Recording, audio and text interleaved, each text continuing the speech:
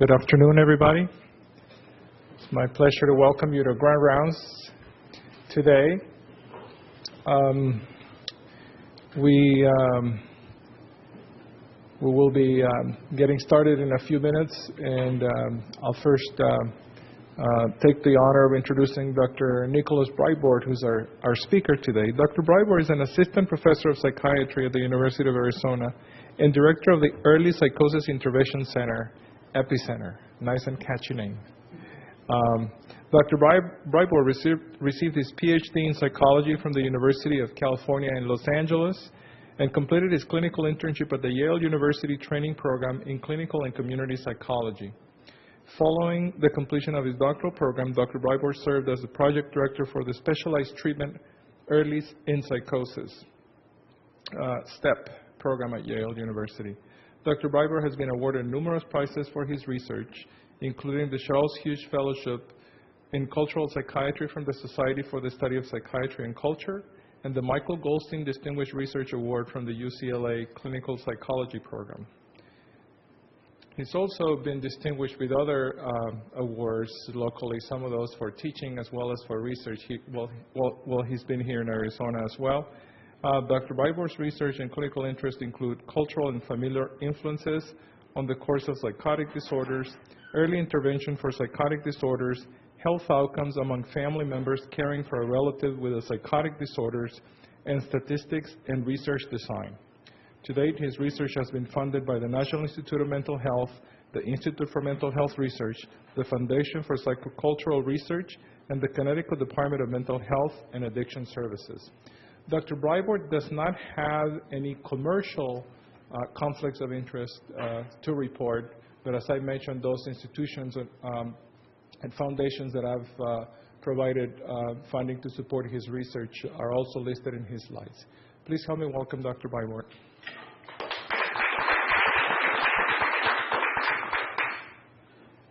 Good afternoon, everyone.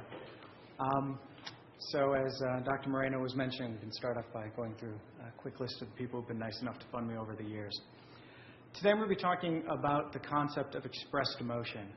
Expressed emotion is considered to be it's often operationally defined as being a measure of the climate of a familial environment. But really what we're looking at with expressed emotion is 5 specific behaviors displayed by caregiving relatives to the relatives who are suffering from some sort of chronic illness. These include critical comments directed towards the ill relative, emotional over-involvement directed towards the ill relative, hostility, positive remarks, and warmth. So you can see there are some indices of expressed emotion that we would think of as being negative and others that we would think of as being pro-social or positive. Now, the gold standard for assessing expressed emotion, these 5 indices, is called the Camberwell Family Interview. This is a 1 to 2.5 hour semi-structured interview that's administered to the caregiving relative in the absence of their ill relative. And what you're assessing here is getting them to talk indirectly about their ill relative by asking them to talk about when their illness first started, what did they first notice, who handles various tasks around the house. And indirectly through these, we're able to tap into these 5 indices of expressed emotion. Expressed emotion typically gets dichotomized such that we'll identify certain individuals as being high in expressed emotion and being low in expressed emotion. To be considered high in expressed emotion during this interview, you need to make 6 or more critical comments to your ill relative. You have to score a 4 or greater on a 6-point emotional over-involvement scale that ranges from 0 to 5, or you need to display any amount of hostility towards your ill relative. So there are many different roads to fall under this umbrella of high expressed emotion, and we can imagine that many of these look very different. The high critical relative, we could imagine, looks very different from the relative who is over-involved in their care of their ill relative.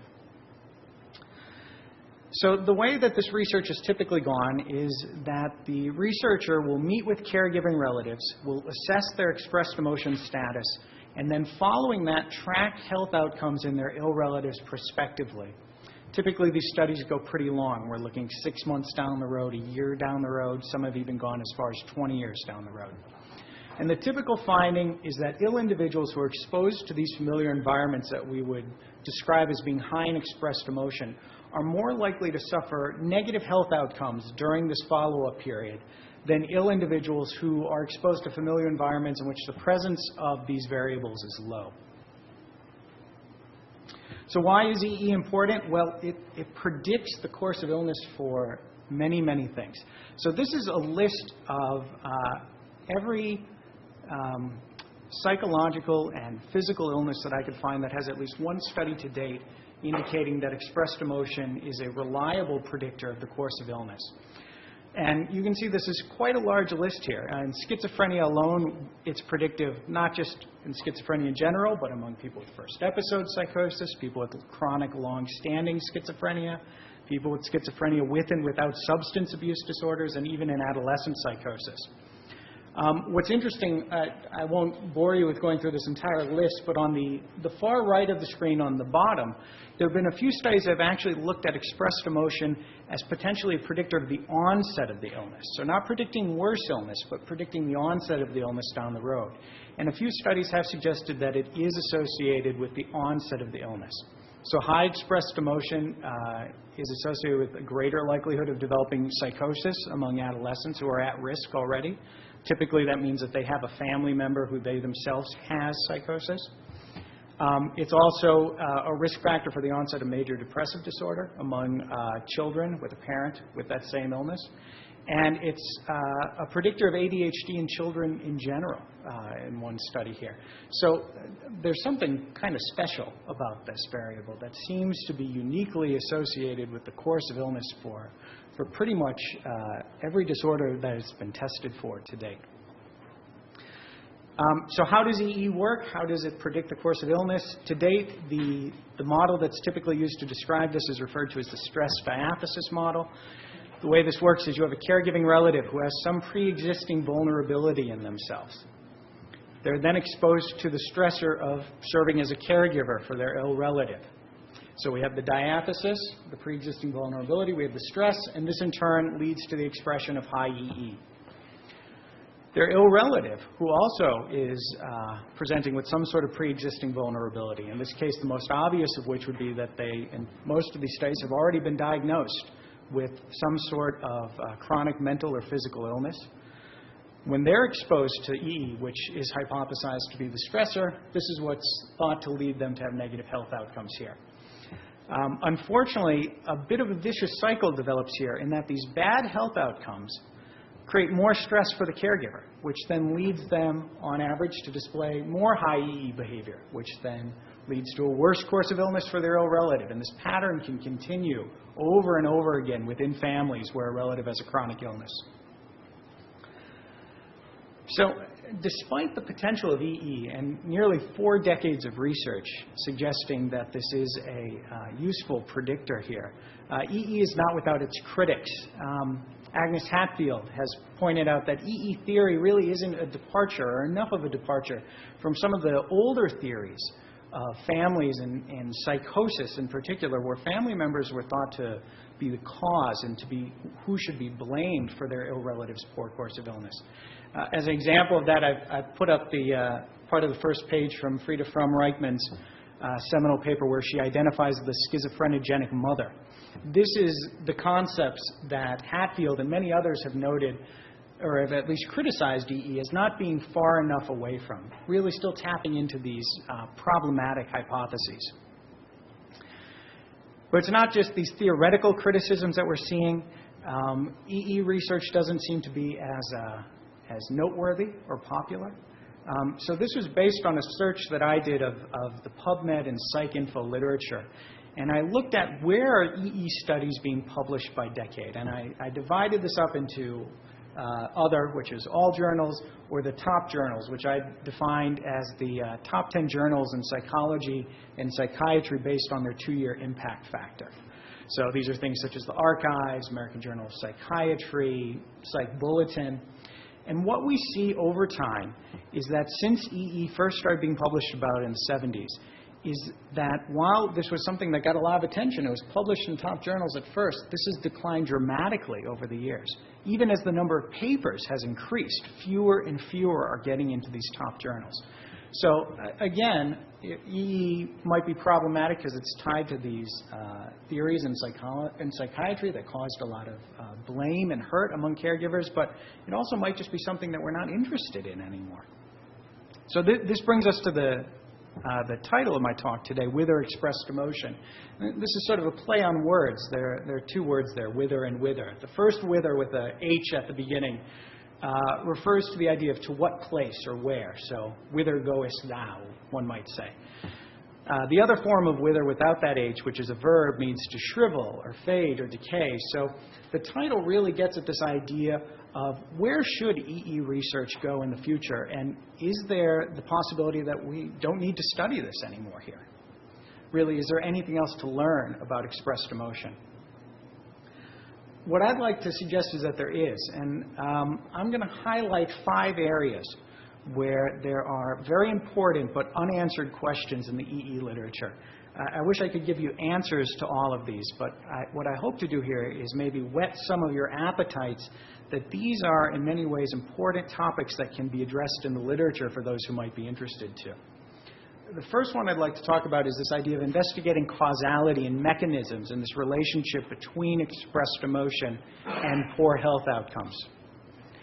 So for a long time, EE was thought to have a direct relationship to poor health outcomes. And this is evident in this section that I pulled from a paper from Sayward, where he quotes a number of some of the early studies on expressed emotion and some of the phrases they used to describe its relationship with a poor course of illness.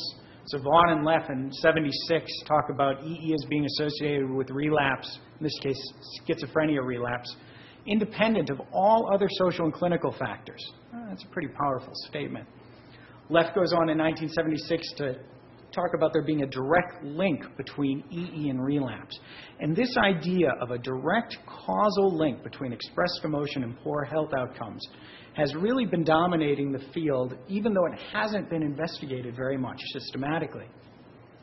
If we turn back to this stress diathesis model of expressed emotion, which is still at this moment is the dominant theory behind what's going on, we can see that there is a direct relationship right here, or assumed direct relationship, between expressed emotion and poor health outcomes. So this idea is very much present in the literature. There is a reason why it's there, too. This isn't coming out of nowhere. We know in general that stress is associated with poor health outcomes. Bruce McEwen has really taken the lead of this as of late, highlighting the positive associations between high levels of stress and negative health outcomes in general, and suggesting that this is mediated by the physiological toll that results when systems geared toward coping with stress are repeatedly activated over and over again. Taking this back to the EE literature, we know that interactions between individuals with chronic illness and relatives who display high levels of expressed emotion are typically very stressful for the relative with the illness. We see this across various measurement styles. So if we ask them a subjective report, how stressful was that interaction with your caregiving relative? Well, the people interacting with relatives high in expressed emotion are more likely to rate that as being more stressful than those who interacted with caregivers who are low in expressed emotion. But we also see this in terms of physiological mechanisms, getting back to this McEwen model of this repeated activation of the physiological systems geared to reducing or coping with stress. So if we look at skin conductance, if we look at blood pressure, if we look at cortisol, all of these biological markers suggest that when you have a chronic illness and you're interacting with someone who is very critical or over-involved or hostile towards you, this is a stressful experience. We also know that in these family interactions, which are stressful, that we see greater expression of symptomatology among individuals with a chronic illness. And the clearest evidence for this comes from studies of schizophrenia, which have shown that if you take an individual with schizophrenia and have them interact with their relative, well, if that relative is high in expressed emotion, the individual with schizophrenia is more likely to display greater levels of psychotic symptoms during that interaction than an individual with schizophrenia who's interacting with a relative who's low in expressed emotion. So the interactions are stressful. We're seeing greater emergence of symptomatology in them. But the picture is not as clear as that. And I'd like to suggest that there are some serious concerns about the stress diathesis model of expressed emotion. The first, and I think most problematic of it, is that expressed emotion is not predictive of other stress-related outcomes among ill individuals. Clearest evidence, again, comes from schizophrenia, and most of the research we'll be talking about today comes from schizophrenia, where the majority of expressed emotion research has been done. So we know that among individuals with schizophrenia, even though expressed emotion will predict the worsening of psychotic symptoms, it isn't predictive of other stress-sensitive outcomes, such as cognitive performance. Among individuals with schizophrenia, we also don't see a relationship between expressed emotion and health outcomes and other non-psychosis psychiatric outcomes, like depression or anxiety, that we know are very sensitive to stress. If stress was really what's driving this relationship here, well, we would expect all of these things to get worse, but it's only certain outcomes that get worse. The other potential limitation about the stress diathesis model is that it's really unclear if it's the expressed emotion in the family environment that's what's stressful for the ill relatives. It could potentially be something else that is co-occurring simultaneously with this criticism, emotional overinvolvement, or hostility. In support of that, we've seen that the evidence is mixed in terms of whether people experience an increase in physiological markers of stress when we look at specifically how those measures are tied to the instances of high expressed emotion behaviors, such as criticism or emotional overinvolvement or hostility. So, for example, if we look at an interaction between a relative with schizophrenia or another chronic illness and their caregiving relative, when the caregiver makes a criticism to them, what we would think of as being expressed emotion, there's no clear relationship between that criticism and increases in physiological markers of stress. We know that the ill relative will say that that interaction was more stressful, but criticism doesn't seem to be driving that relationship. We also, if we look at expression of symptoms, these aren't necessarily happening in temporal relationship with these expressed emotion behaviors. If EE is a stressor, we would think after the expressed emotion, that's when you'd see the symptom. It's not always how it works out. And finally, we know that if we reduce expressed emotion in families, if we can bring down the level of criticism and hostility and overinvolvement, that's a good thing. But it doesn't necessarily change the level of physiological stress that ill relatives experience in their interactions with their caregivers. What that means is, let's say we have an individual with schizophrenia who's interacting with a relative who's high in expressed emotion. We would expect to see that a number of these physiological stress markers would be very responsive and that this ill relative would describe that interaction as being very stressful. We do a family intervention, help that caregiver become less critical, less hostile, less overinvolved, and then repeat that interaction again.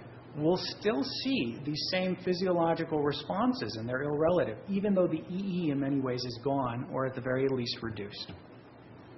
So this brings us to the idea of the third variable problem that gets talked a lot in research. And in this cartoon, we have a young child on a plane who says, "Can you stop turning on the seatbelt sign? It makes the plane fly bumpy." This is the idea of the third variable problem, that you have two things happening simultaneously, and you assume that there's a cause and effect relationship between the two, when in fact a third variable that we don't know about, in this case the young child doesn't know about turbulence, is really causing both things to happen simultaneously here. So could there be a third variable here in this EE relapse relationship? Well, my colleagues and I back in Los Angeles have begun to explore this, and we've gone through the EE literature and have become particularly interested in caregivers' perception of their ill relative's agency with regard to the control of symptoms in their illness. Why did we get interested in that? Well, we know that expressed emotion is associated with caregivers' perception of their ill relative's ability to control their symptoms. If you're a caregiver and you view your ill relative as very able to control their symptoms, even though they're not, because or maybe you're overly optimistic about their ability to control their symptoms. When they don't, or when symptoms appear that aren't under their control, well, you're more likely to blame that individual for the expression of these symptoms. And that blaming can often lead to criticism and hostility. We know that in families, when you're suffering from a chronic illness, exposure to this belief from family members that you really lack the ability to have a meaningful effect on controlling your symptoms is a psychosocial stressor for ill individuals, that they are bothered by this and that this makes them uncomfortable. More importantly, we know that, at least if we're looking at the schizophrenia literature, that this exposure to this idea of limited agency can produce some of the factors that we associate as being causal factors in the occurrence of worsening of psychotic symptoms. This is, in particular, creating processing capacity overload, so really overwhelming the cognitive skills of these individuals, and creating autonomic hyperarousal. Exposure to these beliefs from individuals that you don't have the ability to do certain meaningful things in your life triggers these same exact factors that we know are causally associated with the worsening of symptoms in schizophrenia. And if we're talking about hyperarousal and overload of cognitive abilities, I think it'd be fairly reasonable to speculate that these are probably tied to the worsening of many illnesses.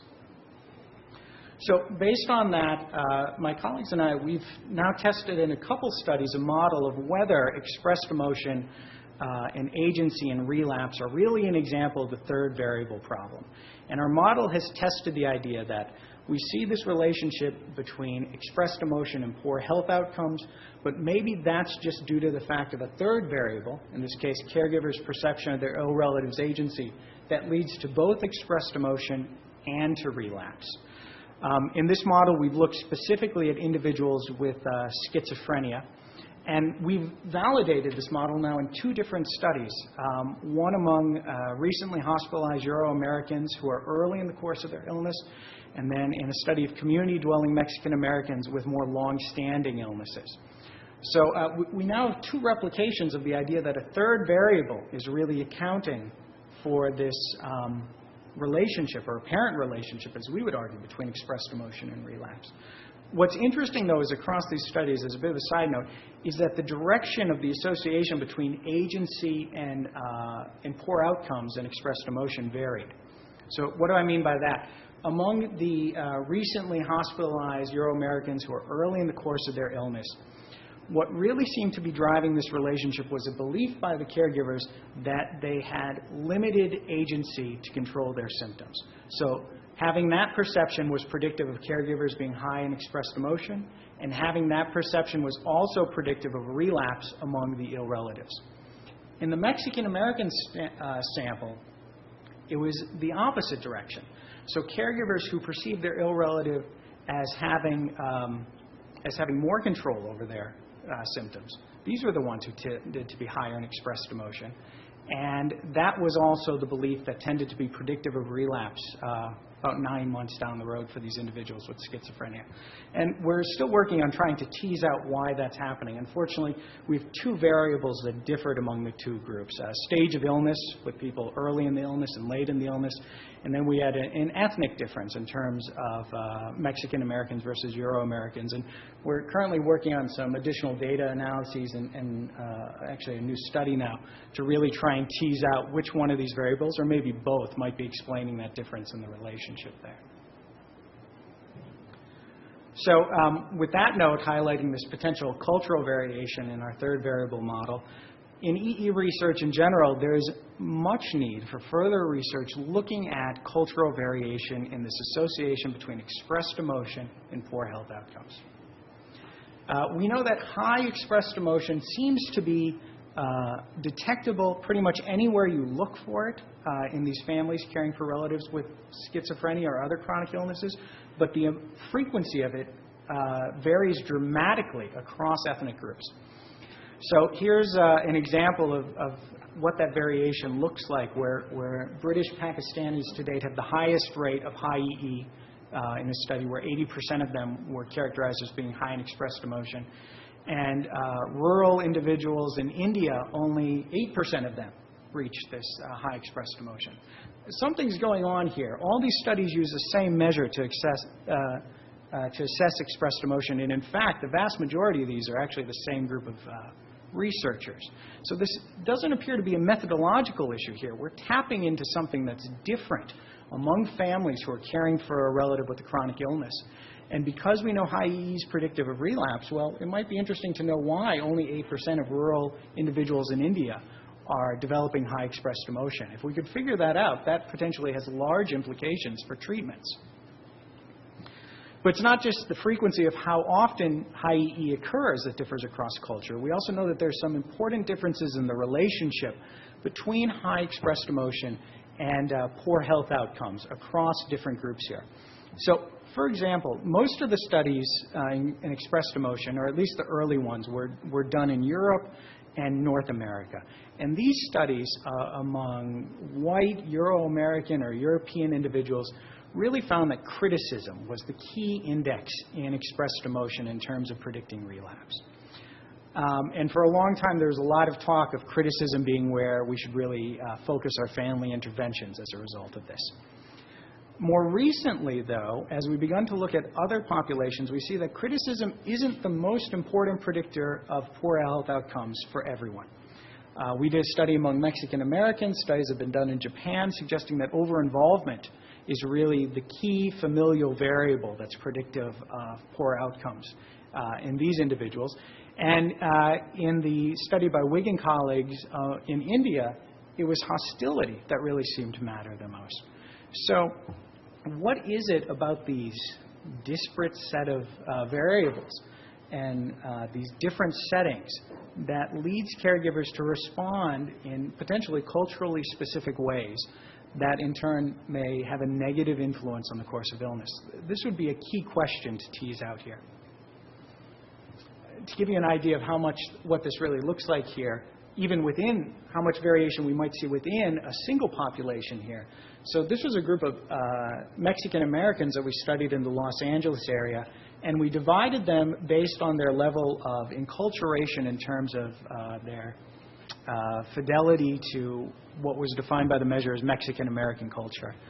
All these enculturation models or assessments are fairly problematic, but ignoring that for the moment now, what was interesting is that we found among individuals who were low in their fidelity to Mexican American cultural values. These are people who tended to be more in line with what we might think of as American or white American cultural values. Well, we saw the expected relationship between EE and relapse, looking at their relatives with schizophrenia. The relatives who were in the high EE family environments were much more likely to suffer a relapse than the individuals who were in the low EE family environments. But among the Mexican Americans who were high in Mexican enculturation, there's actually the exact opposite relationship here, where low expressed emotion was actually predictive of worse outcomes, and high expressed emotion was predictive of better outcomes. So why might this be? What we've speculated here is that we know among Mexican Americans the key factor that seems to be driving high EE, and the most classic way that's expressed is by emotional over-involvement. And in all honesty, the way that emotional over-involvement is defined on the Camberwell family interview is very much a British version of what we might think of as emotional over-involvement. And we know that the level of involvement one has with one's families varies by culture. So with that caveat in mind here, one thing that we were speculating here is that among the high enculturated Mexican Americans, where family relations, especially close family relations, were particularly important, at least according to our measure of enculturation we looked at, that actually having a relative who is more involved in your care, what might be labeled as over-involvement by the Camberwell family interview, but it's really just involvement here, that might actually be a protective factor. You might need to have a relative who is more likely to help you out in terms of getting to hospital appointments, helping you manage symptoms, navigate the bus system, things like that. And not having that relative's involvement might actually be problematic. We should also know that most of these individuals who are high in Mexican enculturation were Spanish-speaking individuals only. So here they are, Spanish-speaking individuals in Los Angeles, trying to navigate what is not a very friendly world for low-income immigrants. And having family involvement, well, that would make a lot of sense for high family involvement to be necessary and potentially protective in an environment like that. For these individuals who are low enculturated, the majority of which were more English-speaking and might be able to navigate the maze that is Los Angeles a little bit better, well, they might not need that much involvement anymore. And in fact, over-involvement might be potentially stressful. So the next possible area for growth in this area I want to talk about is actually looking at the association between expressed emotion and positive health outcomes. So far, most of the talk has really been focusing on EE as a negative factor, but it can be positive as well, too. High EE, we might say, could that potentially be a good situation? That slide among the Mexican Americans I just showed suggests that for certain people, high EE might be helpful.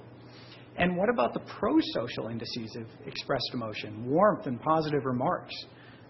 So far, all I've been talking about has been criticism, emotional over-involvement, and hostility. And that's really where most of the research is to date.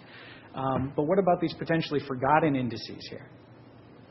So is high EE always a bad thing? Well, it doesn't look like it. We know among individuals with borderline personality disorder, having a caregiving relative who's high in emotional over-involvement is actually associated with a better prospective course of the illness. These individuals typically do better in terms of their global level of functioning, and they're also less likely to end up in the hospital. Among individuals with schizophrenia, where it's very clear that in most cases, EOI is predictive of worse health outcomes, we actually know that, or health outcomes in terms of symptoms, we know that it's actually associated with better health outcomes in terms of social functioning. That's a bit of a quandary there. Why would it be predictive of bad symptoms but better social functioning here? We've begun to sort of try and break down this idea of emotional over-involvement a little bit more to do a little bit more fine-tuned analysis of its relationship with relapse. This was on the Kusama study, which was done in the 80s, looking at Mexican Americans caring for a relative with schizophrenia. In this sample, emotional over-involvement was the key index of expressed emotion that was predictive of relapse. And what we wanted to look at in this was really more of a methodological paper. We were curious about the assumption of a linear relationship between EOI and relapse. Is it really that the more over-involved you get, the worse your symptoms are? Might being completely uninvolved, an EOI score of 0, might that be toxic as well too? So we plotted, we analyzed the data looking at the possibility of both a linear model and this curvilinear model here. So the actual data is highlighted by this solid black line here. And as you can see, just looking at the raw data, it looks very clearly like a curvilinear relationship we're seeing here. Here's the sort of thicker dotted line is the linear relationship here, which seems to be describing this end of the curve fairly well, capturing the idea that high EOI is potentially toxic, but it's completely missing this idea that lower EOI may also be toxic as well too. When we fit the curvilinear model, we got a much better approximation of the data here, and as a bit of maybe a tangent here, this is probably why in all of our studies I would suggest it's worthwhile to consider the possibilities of curvilinear relationships. This linear relationship here is statistically significant, and lots had been written about it for about the 15 years after the study was originally done, before we did this reanalysis here. So even though you have a statistically significant linear relationship, doesn't mean that the data is actually not better explained by a curvilinear model. So, but enough of that. What we could take from this, though, is that low EOI among Mexican Americans seems to be just as toxic as high EOI here. They're relapsing much more than we would expect them to at the end. And it's at middle levels of over-involvement where we might see caregivers going out of their way, being over-involved in a way that might be necessary when you have a relative who's suffering from schizophrenia. That's where we're seeing a protective factor here and seeing individuals being less likely to relapse. So getting to the idea of the pro-social indices of warmth or pro-social indices of expressed emotion, looking at warmth and positive remarks. Well, these are typically ignored in studies. No one looks at them. And where we can blame that is actually this paper here, which is the very first study ever to talk about the term expressed emotion by George Brown and colleagues in the UK. And a bit of the history here. They found that positive remarks were not predictive of relapse among their sample of individuals with schizophrenia, and they found that warmth had a curvilinear relationship with relapse. Low warmth was associated with less relapse, and high warmth was associated with less relapse. And they sort of said, we don't understand why this is. These pro-social indices, they might be too complex, really, to study.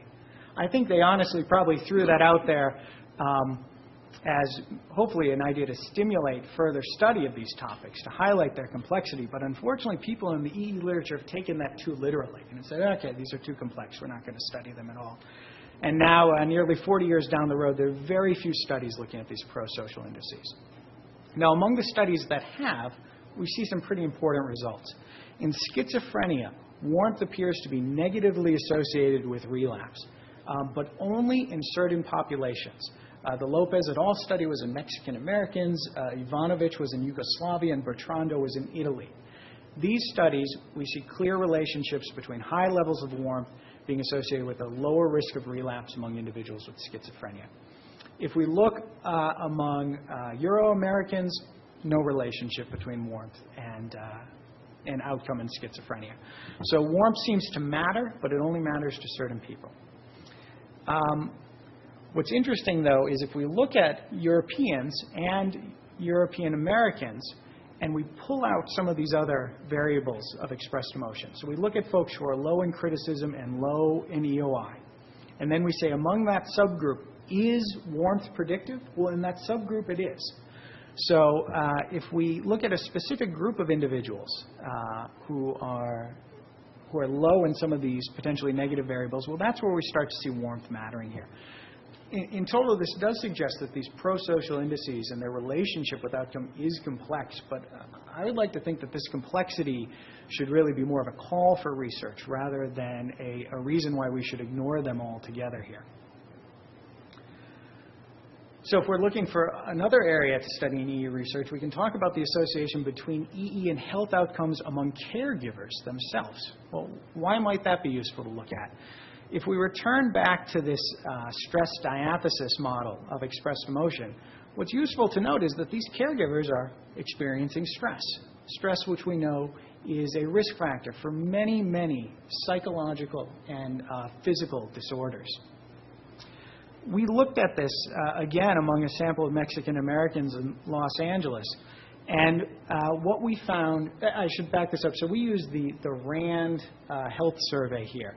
And these are the global composite scores of that, physical health, mental health, and global health.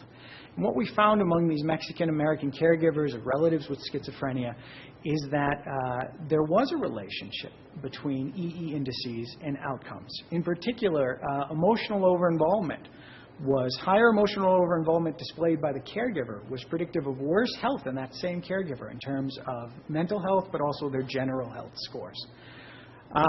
That's kind of interesting, and it presents a very nice symmetry because in this same sample, the index of expressed emotion that seemed to matter the most for predicting relapse among the relatives with schizophrenia was also emotional overinvolvement. So there's something very important about that measure in these Mexican-American families, in that it's predicting poor outcomes among everyone in the family here. Warmth, we did find a relationship where high warmth was associated with worse mental health, but our subsequent analyses found out that that was really just due to the strong correlation between overinvolvement and warmth. And if you controlled for a caregiver's level of overinvolvement, that warmth was no longer predictive of any health outcomes.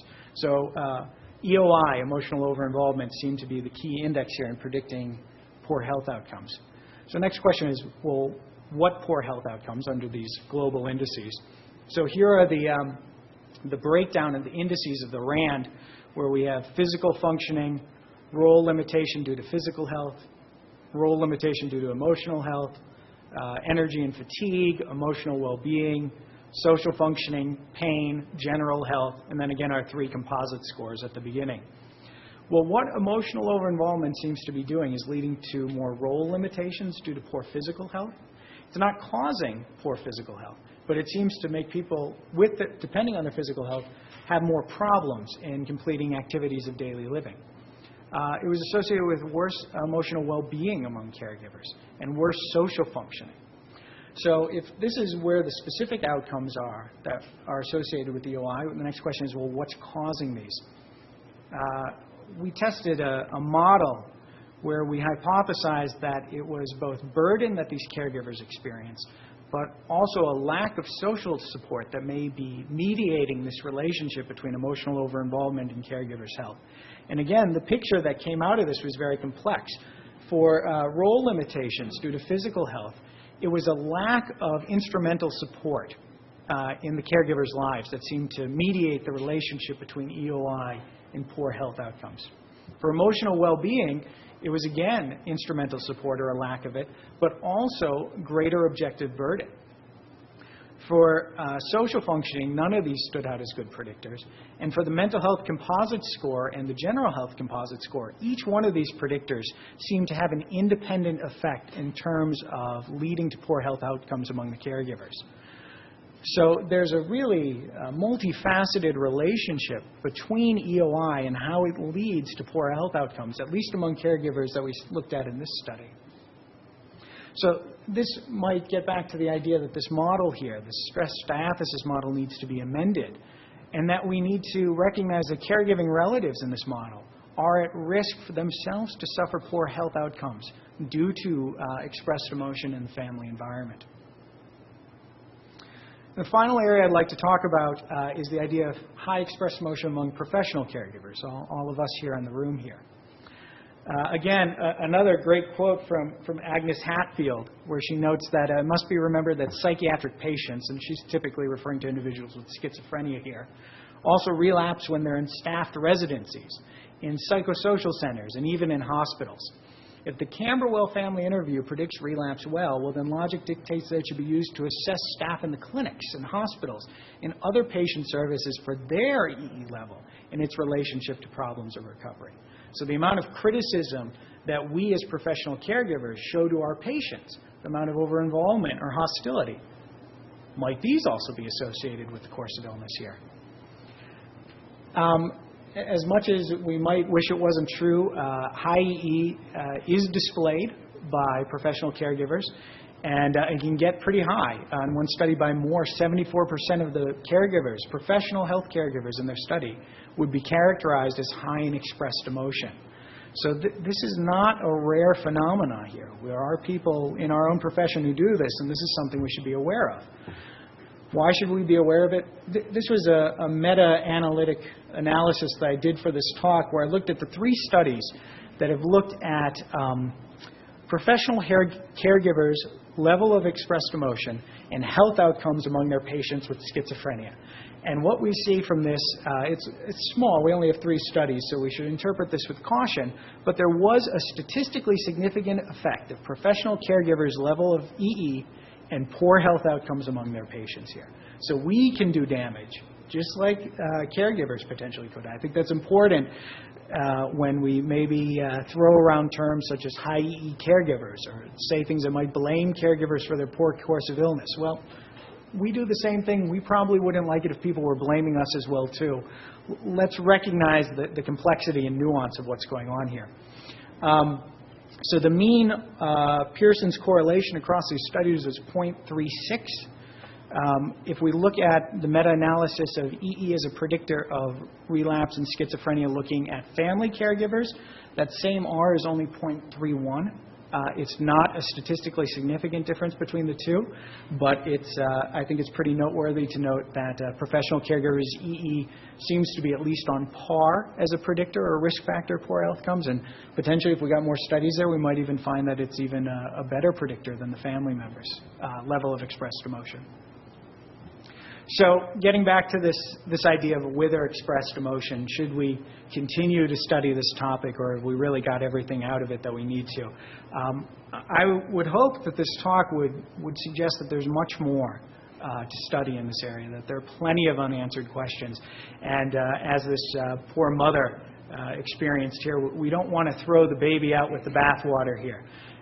EE research has its problems, and it has been guilty of blaming caregivers for their ill relatives' poor course of illness.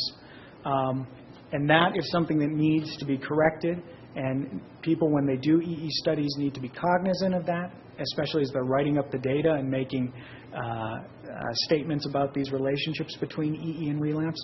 But with thoughtful, careful description of the phenomena as it's actually occurring, I think we can learn very important things about how the social world, and in particular families, can have a very powerful effect, both positively and negatively, on the course of illness for individuals, not just in the U.S., but in the world. So thank you very much for your attention today.